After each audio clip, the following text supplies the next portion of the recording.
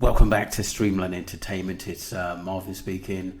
We're going to get straight into a video, and I'm just wondering, why is everyone trying to paint a narrative and want you to believe in what they're saying?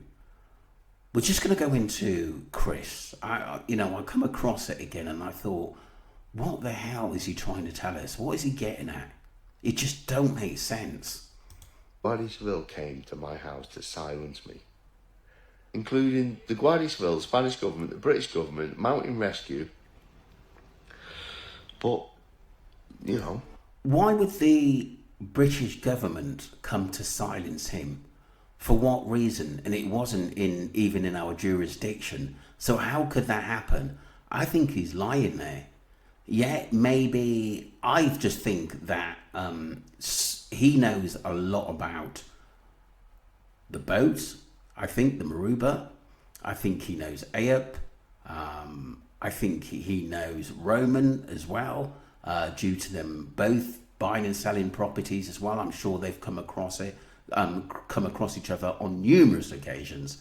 And I think Chris knows Roman's a guy you don't really mess around with because he's got a contacts and he's from there. Where's Chris? He lives on the island, so he's got something to fear. as a soldier, when you find yourself in a firefight, you fight your way through it. I'm not afraid to say it, guys. I shit myself. In our team, you're talking to people who can track snipers.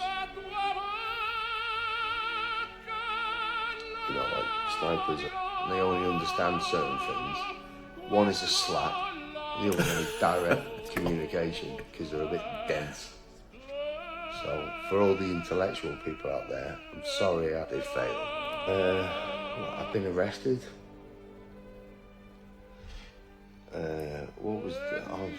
I control all of the media of Tenerife.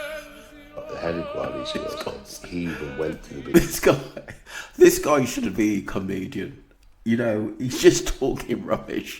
That's all I can see. Stop laughing. Sorry, people. This guy's a nutcase. He really, really is. I think he likes the sound of his own voice, and he believes in things which aren't true. Preaching came back, but they didn't find anything. I've got the interview, and I'm happy to share it with you. Honest people do good things, and people that do good things get good karma. And I was an athlete. It makes me want to fucking cry.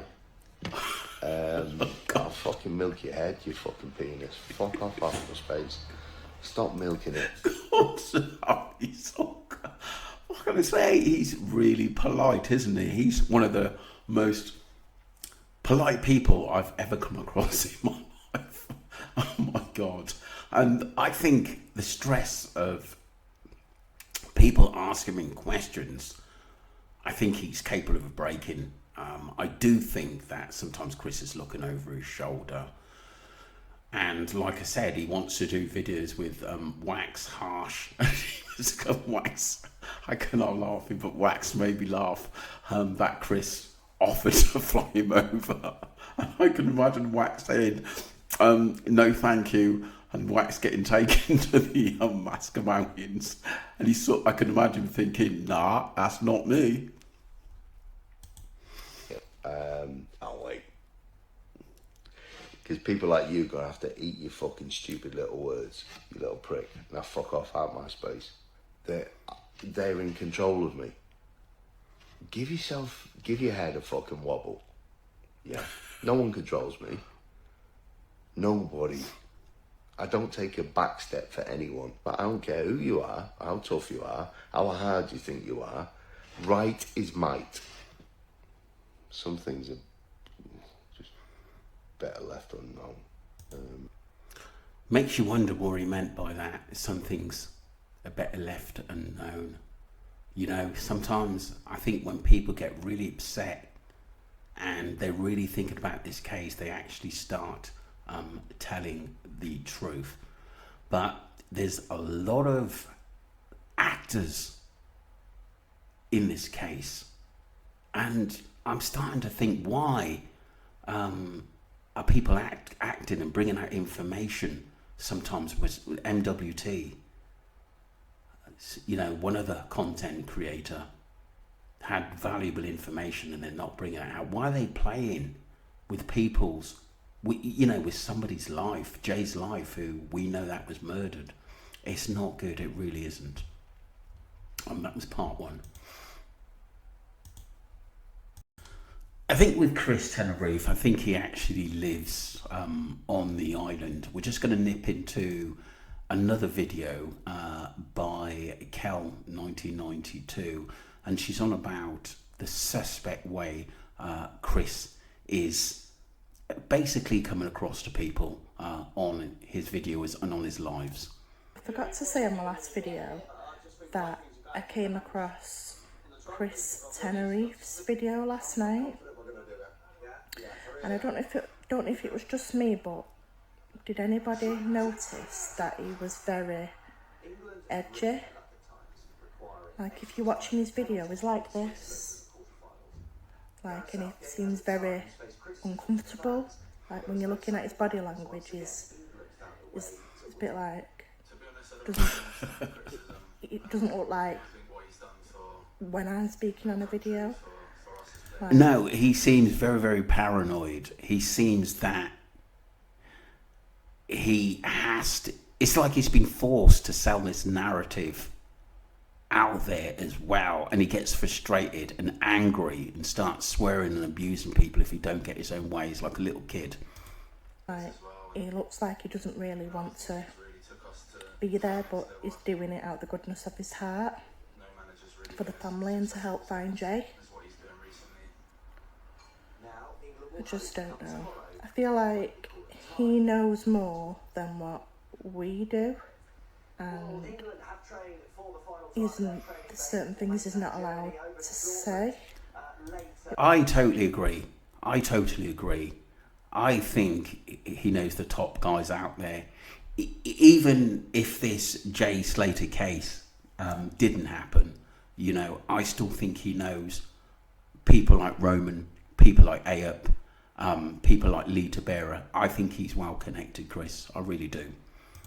It was just funny how he disappeared off the face of the earth and all of a sudden, like, jumped back on and just said, sorry, I've not been here for a while. Just doesn't add up. No, it's weird. It's very, very strange. It's sometimes mind-boggling, people, what we're actually witnessing in this case. And this is what drives me on to get to know the truth, because I've never known a case like it. That was part two. Sometimes we have to go back and look at some of the characters, weird characters involved in the Jay Slater case. This is a complete summary of basically Ayub Quazim and what he said of his time with Jay Slater, technically at the Airbnb. Let's go.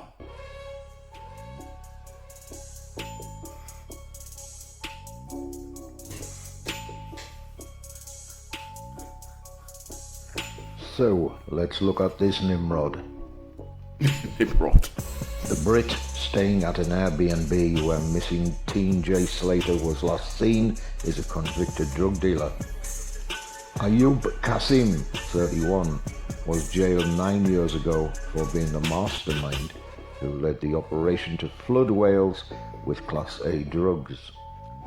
He booked an Airbnb holiday cottage, Casa Abuelatina, near the remote village of Mas. I'd just like to say I don't think he did book it, to be honest with you. I just think that he made a few phone calls, and it was made out with the owners of the Airbnb, Ophelia and Roman, that he booked it. I think that was all a part of the setup and the stage. Alaska for £40 a night under the name Ayub Abdul.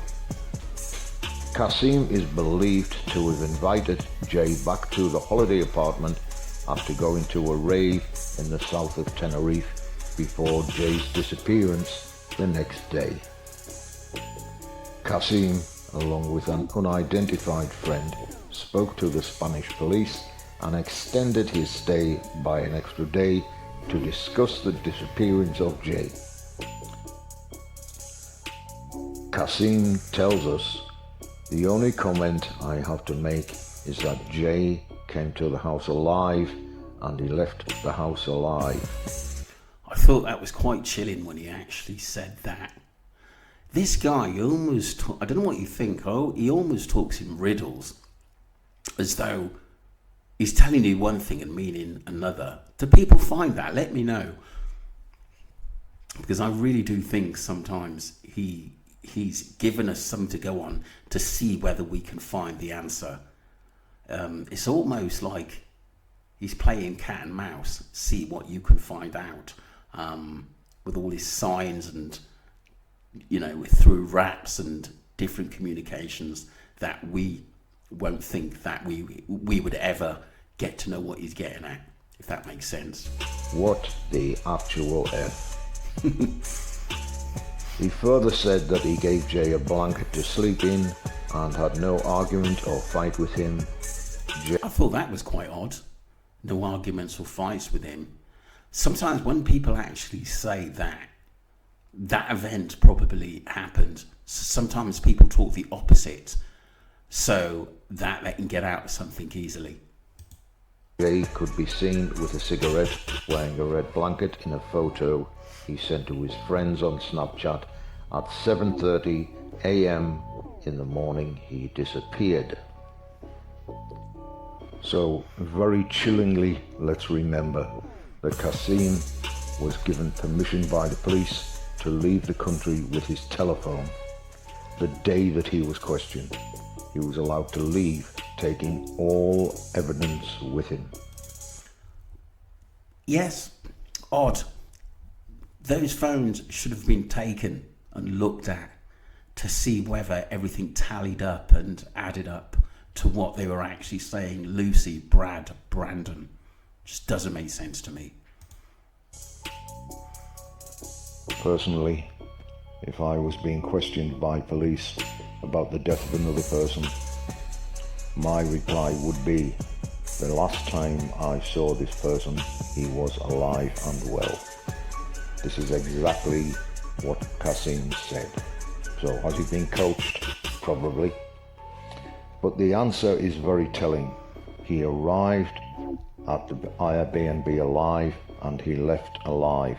Why not just say he was fine, he went on his way? No. That is a stock answer that is being given to him by the advice of a defense solicitor or barrister. I am. Wow. So it just sounds like to me they went to crazy things to cover this case up. It's just unbelievable. It really, really, really is. I think one thing we've got to remember, a lot of the people that are involved in this case, whether they've got legit business or not, a lot, I think a lot of them are career criminals, but some of them hide it better than others. Sure of this. For now, these are the only comments I want to make because I feel the next few days are going to bring out some revelations. This geezer knows more than he is telling.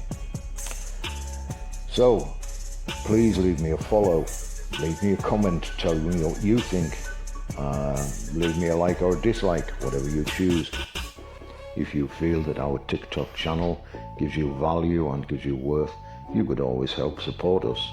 If this appeals to you, go to our profile page and simply click on Buy Me a Coffee for a couple of dollars, a couple of euros or a couple of pounds. So that was a little bit on ayub cuisine. What a very, very strange character. And a lot of people in these cases, in this Jay Slater case, they're all a little bit odd. I don't know what you think, the public and people that support my channel, they all seem a little bit weird and odd. It is really, really disturbing and off-key. Let me know about your thoughts on what I've just said there. And we must remember in the early days, Lucy Law contacting Hayley Comet because obviously Hayley was calling Lucy out on a few things. And isn't it crazy how sometimes people who were involved can get really sensitive over content creators calling them out on something that is true? So I think a few things that Hayley had said that really got Lucy's back up. Let's get into it. So she says, and another thing that blows my mind, it was me who rang the police. It was me who rang the British Embassy. It was me who rang the British Consulate. It was me who had the posters made. It was me who made the report. It was me out looking for him for days on end with no sleep and food. It was me who found the house he was at before the police even decided to start investigating. It was me who actually made it so public by posting on TikTok. It was me asking anyone I walked past if they had seen him. It was me who asked at every cafe and bar in the Mascot area, and it was me who had to tell his poor old mum. It was me bawling my eyes out with so many questions as to where he was and what happened, and yet it's still me that's getting all this hate, when all I can think about is where my best friend is, and how we were having the holiday of a lifetime, and now he's not coming home. Begs the question, where was best friend Brad? You all know Jay's missing, and Brad is his best friend. We're like brothers. Where are you, Brad? Because last time I heard, you were a full-bodied teenager who should have loads of energy, that you couldn't even search the mountains once. You can't even put up a poster. And then I say, do you have a call list of that day so I can see that you've called the police, the British Embassy and the consulate? And I said, obviously block out any other numbers that aren't involved, but just show me the calls you made to the authorities. And she said, I don't anymore. I've had so many spam callers, it's long gone, I deleted it. There you go. And no evidence. It's though they've been coercing this case over and over again, that in their minds they lie so much that their lie becomes real. This is why this case is sometimes so disgusting, because the people involved don't mind lying about a death, and this shows you that they do not value life at all. And I'm like, you deleted the one thing that could prove you were telling the truth. And she's like, I didn't realise I would need it.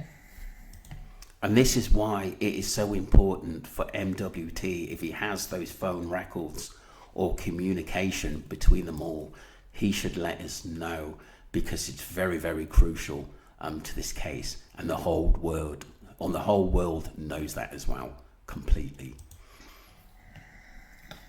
So then I say, a lot of people are thinking you set Jay up because you knew, the news said the men were your associates, because it did, it's in the newspaper, they were your associates. I said, and yet you said they were strangers to Jay, and then Brad said they'd known each other for 2 days. So which one was it?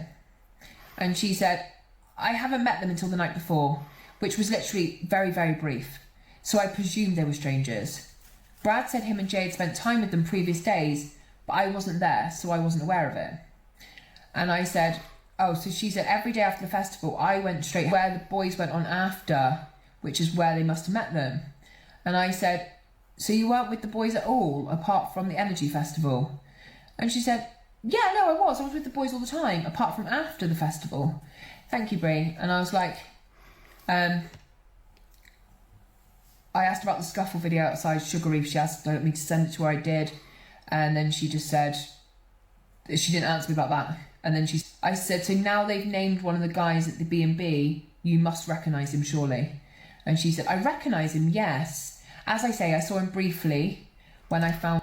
Why is it Lucy is so vague about everything? It's like she's learned how to put herself, out of the boundaries of danger, or if she put herself somewhere where she'd get questions, she wouldn't like that. That'd be hurtful and damaging for her, because people would know the truth. But she always puts herself 100 miles away, that she was an outsider looking in. She just try and play an intelligent game because she's not giving any critical answers that'll give us a piece of the jigsaw into what happened to Jay Slater. The house. I've worked with the investigators to try and locate him, but it was difficult because I don't know his friends and I don't know any of his friends' names.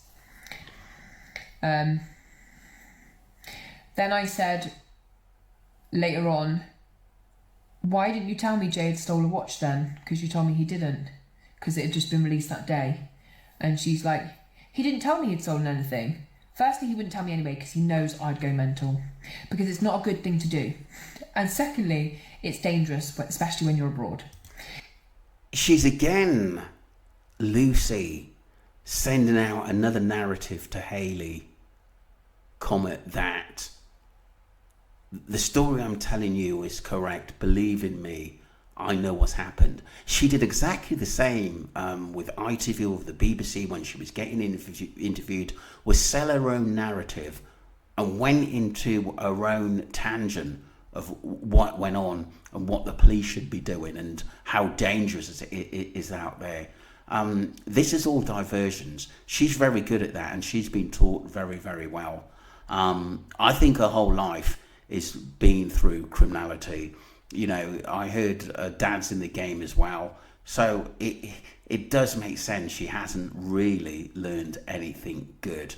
And people in that game, they learn how to lie very, very, very, very well, that they believe their own lies. He's never stolen anything of anyone before, and it's not within his character. So he was obviously very drunk or coerced into doing so. And I said, coerced by who? Coerced by who? How could you know so much and give us so little, Lucy? so I just literally was like, okay. Then I showed her the video, the sugary video, and she said, it's Brandon, but it's not me and Jay. We weren't even in Tenerife then. It's just a stupid occasion that got out of hand. Totally irrelevant to Jay going missing. And I said, can I just ask how you know how irrelevant it was, or even that it was an occasion that got out of hand if you weren't there, and it was way before you even got to the country? And she was like, I don't know. And it's a joke. I've said from day 2 when I found out about the watch from his friend who wasn't in Tenerife. So on day 2, she found out about Jay stealing a watch from his friend who wasn't in Tenerife, who let her know. What the hell is going on? I'm just wondering whether someone contacted her about... I know she's lying here, Lucy, and, you know, there's no timeline there. But I'm wondering whether she's going on about the message that Jay's friends received on Facebook about the watch, and that he got launched out of a club with 2 Marley boys and they stole an AP watch. Everything she says doesn't make sense. And you go away with a headache because you've got no knowledge of what really happened, no timeline or anything. She's smarting away because she just doesn't give anything away. She just won't be drawn into a deep situation where she has to answer deep questions. That's not her style. She's a con. Even though Lucy and Brad have told Mark that Jay was constantly boasting on the phone that he'd stole this watch, I thought it was something to do with it. But at the same time, he would have walked miles from where he spoke to us and generally just got lost. I don't know, to be honest. I've got so many questions and no answers, and it's driving me insane. But it's a coincidence, and it's why stay so far away from everything as well. Go into Las Americas, etc., but stay in the middle of nowhere. I like hiking, and even I wouldn't do that in Tenerife. Full fingers. Again, she goes on a tangent, Lucy, about other things that doesn't make sense. And it's to get off what really, really happened and to make people believe that she is a good person and she helps people. But I think Lucy is the one that actually sets people up, and she's good at that as well. She's dangerous, really dangerous.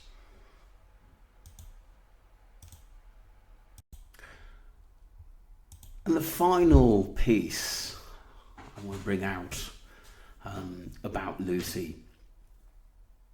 She always looks well groomed and has a lot of the latest gear that young people want. And I'm sure that Jay saw this, her living the life and travelling with other friends, such as Tom Hilton to Malta and Ibiza and different places where she goes.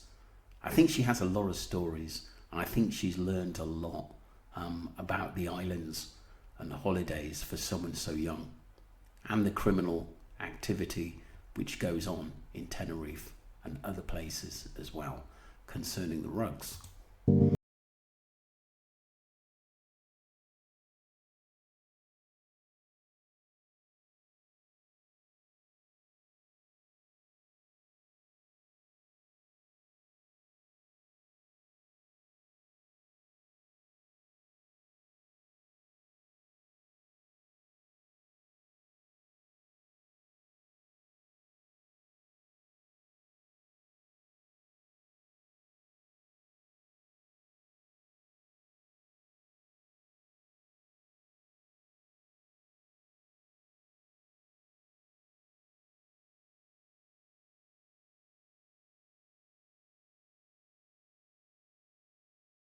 Sorry, let me just go back a little bit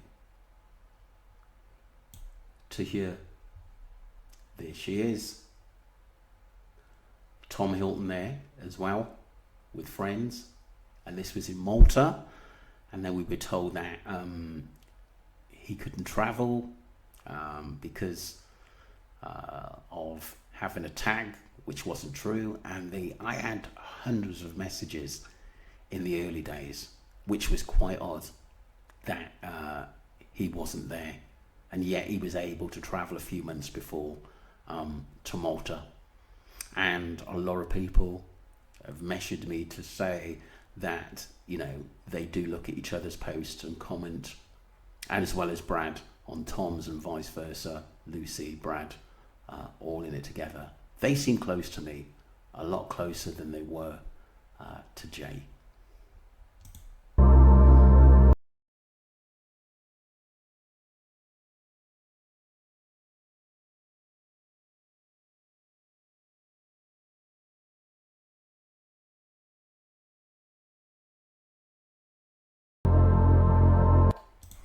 So, some of the characters that are involved in Jay Slater's disappearance, very, very strange, odd. They're all hiding something. Some of them don't even say anything, which is in this case. But we're going to go through them all. So that was part 1. Don't forget to subscribe to Streamline Entertainment, and let me know what you think about these characters, because I think they're all hiding something, some dark secrets, and I've just got a funny feeling they've tried to do things to people before like this, or have hurt others and have gotten away with it, but not this time.